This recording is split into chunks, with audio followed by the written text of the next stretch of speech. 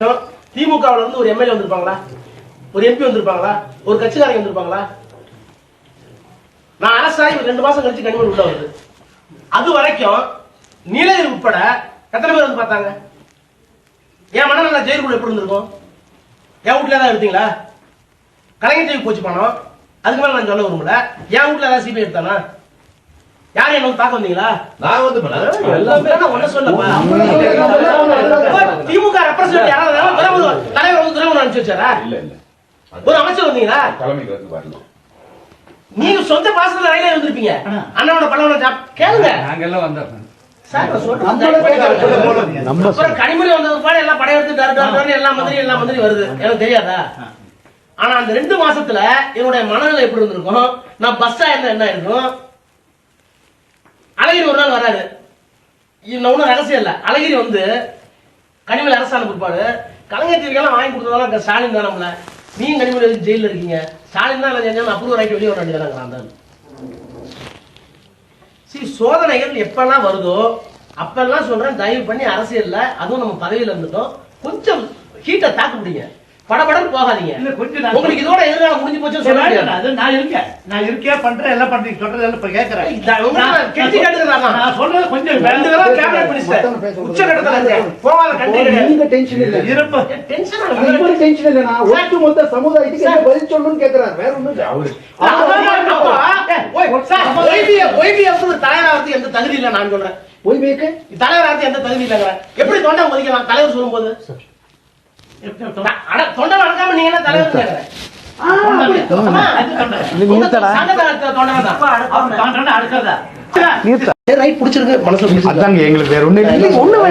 முட்டாள்தனம் பண்ணி உணர்ச்சிவசப்பட்டு தயவு பண்ணி உனக்கு எடுத்துக்காங்க.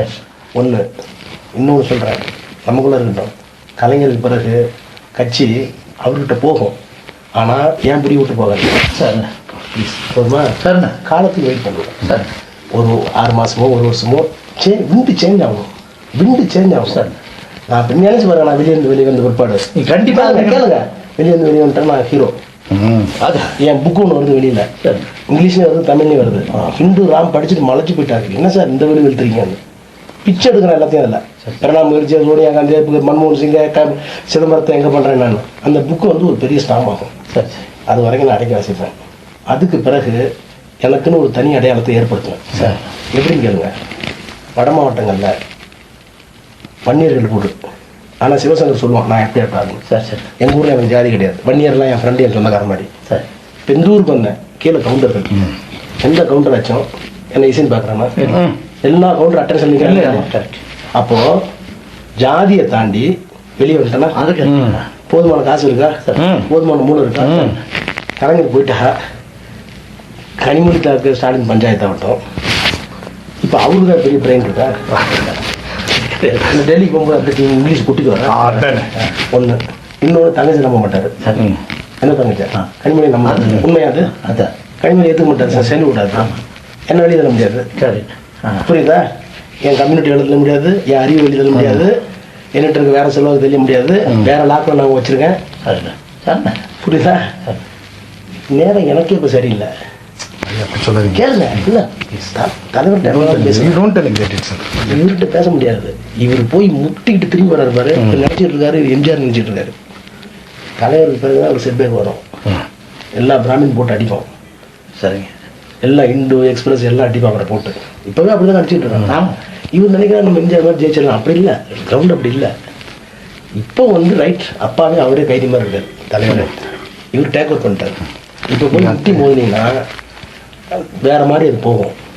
ப்ளீஸ் ஓவர் நைட் கன்வின்ஸ் பண்ணுங்க, எனக்காக கன்வின்ஸ் பண்ணுங்க.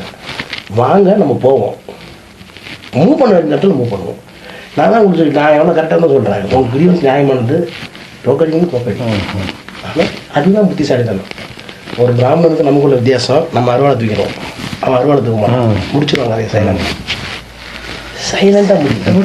நான் இப்போ வந்து என்ன பார்க்கறது கூட அரசியல் பார்த்து உடனே வேற ஏதாவது சொல்லுவாரு. வேண்டாம், எலெக்ஷன் முடிச்சு போனா இல்லை, நீ இடையில வாங்க, நான் ஸ்பீக்கர் உள்ளே போட்டு நான் என்ன பேசணும்னு காமிக்கிறேன் சார். இன்னைக்கு நைட்டு கூட காமிக்கிறேன் சார். நான் மொழிமரவே இல்லை, ஸ்டாலின் போனை போட்டு இன்னைக்கு என்ன நடந்தது, அவங்க நியாயமானது, அவருக்கு பின்னாடி இவ்வளோ குரூப் இருக்கு. ஒன்றுன்னா சமாதானம் ஆகிட்டாருன்னு வார்த்தை வேண்டாம். சமாதானம் உங்களுக்கு கட்டுப்பட்டு வேலை பார்க்கறாரு. ஸ்டாலினுக்கு முபாரக்கோட சமாதானம் இல்ல. நீங்க சொல்லுங்க. வந்து தனியாள பண்றேன்னு சொல்லியிருக்காரு. இந்த ஆபீஸ்க்கு இந்த 2 வாரம் இந்த 2 வாரத்துக்கு சொல்லிக்கிற போதும் சரி தெரியாமா 10:30 மணிக்கு ஒரு கேம்பெயின் முடியும். சரிண்ணா. இந்த குரூப் திரும்ப வரும். இப்ப சரி. என்ன நடக்குதுன்னு கேட்கறதுக்கு ஒரு கரெக்ட் அரைச்சி விடுவேன். சரிங்க. ஒரு கரெக்ட் அரைச்சி விடுவேன். இந்த கருணாநிதி அவர்கள் உடல்நிலை சரியில்லாக்கும் போது ஸ்டாலின் வீட்டு சிறையில் வைத்ததாக அந்த ஆடியோ செய்தி திரு ராசா அவர்கள் குறிப்பிட்டது. அவர் சொன்னதுதாங்க நான் சொன்னேன். உண்மைதானே? அவர் சொன்னதானே சொன்னேன். ஏடா அப்பாவே சிறையில் அடைக்கிறிய, இது நியாயமா?